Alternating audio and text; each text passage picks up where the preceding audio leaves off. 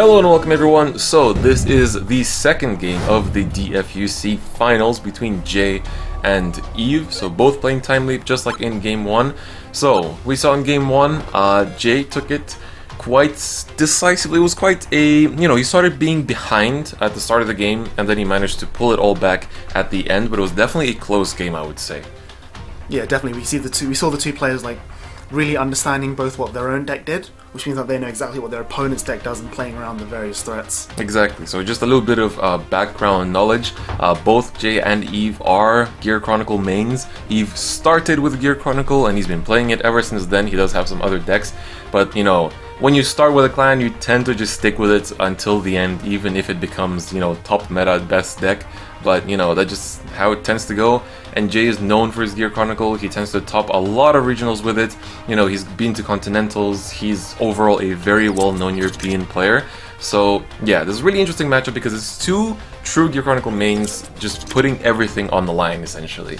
So, Yves does take the first turn, just like last time. This time going to the Melon instead of the Meshkia. And now it's going to be time for Jay to do his grade 1 ride.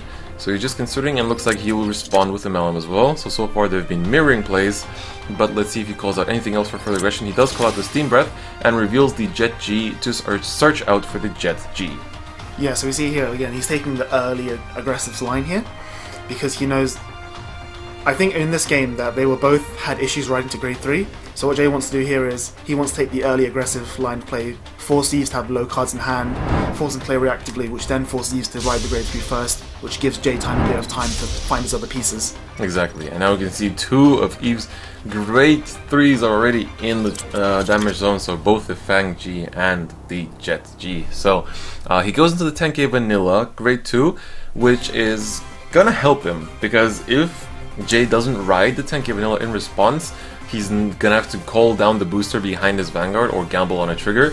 So it's gonna be, yeah, it's definitely making Jay commit more. That's basically the point of 10k vanilla, is just to make your opponent commit more or respond with the 10k vanilla as well. The Glade Blazer comes down without any skills, and we see the Meshkia for Yves. Which is Lishma, sorry. Yeah. So here's the really interesting thing here. Lishma's skill isn't GB restricted, so after this attack, what Yves can do is he can Soul Blast 1, which he does have from the grade 1 ride, to time leap his Lishma. Yeah, so now they're just discussing. Seeing where the power is going for the trigger. Yeah.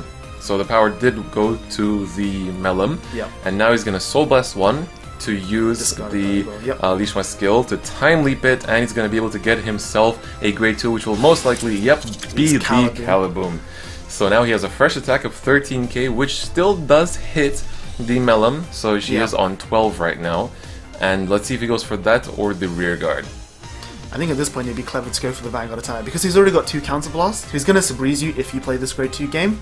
Yeah. So at this point you might as well just force pressure and force advantage. Yeah. But it's really interesting here is that both Lishma and Caliboom are one-offs in Yves' deck. Yeah. And I think Yves has a few other one-offs at the grade 1 or grade 2 slot as well. Yeah, so being able to tech for those with Lishma as well as getting that extra attack for... It's 1 card from the hand investment, but it's not a painful hand investment. And now we can say Jay is also responding with the his own Lishma. So he did have to drop the booster as we said earlier, but now he's also going to use his Lishma. It's a good booster. Yeah.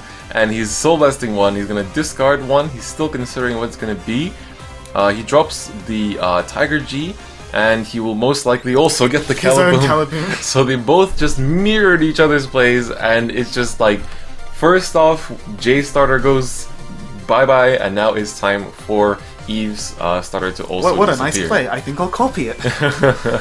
It's really interesting here because obviously Caliboom can only target grade 0s, but in this particular matchup, the first one to ride to grade 3 will obviously have a very strong... The first one with the first stride will have a very strong combo on their first stride turn. Yeah. And their starter actually extends their combo a lot more than you'd expect. So for both of them, being able to kill that starter does a lot. Yeah, so now it's going to be going back to Yves. He is on 4, so that's already, well, they're 3 to 4, fairly close, but 4 is definitely the more dangerous place to sit on. Let's see if Yves does decide to take the ride. I think he pretty much has no choice. He does have 4 open counterblasts, so not only can he Sabreeze, he can also... well, no, he can't Sabreeze. He can't Sabreeze because there's no delaying of rides.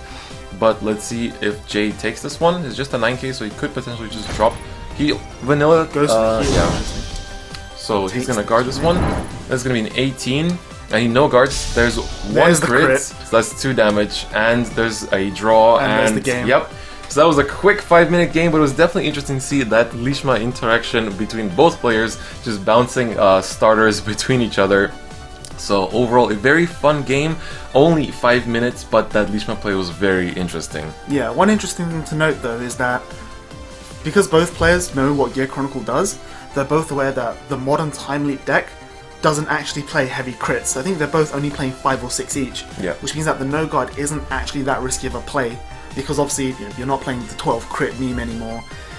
You can kind of risk it, and that then gives you the sort of leeway to sort of fight back much more heavily on the next turn. Yeah, So we saw that he took the gamble, and unfortunately he lost. Yep, it didn't work out, but it was still quite interesting to see. So even though it was a 5-minute game, I think it was a very interesting interaction between two Time Leap decks. So even though people do not like seeing Time Leap in finals, and especially when it's 2 Time Leaps, it's really interesting to see how, despite having different deck lists and like they're both running similar techs, it's still kind of like the same plays come through, and you can see like how the knowledge of Gear Chronicle is shining in both players' minds. So that's gonna be it for game 2. So right now we're at 1-1, and we will be going into game 3, which you guys will be seeing pretty soon. So that's gonna be pretty much it for us, and we'll see you guys next time. Bye bye.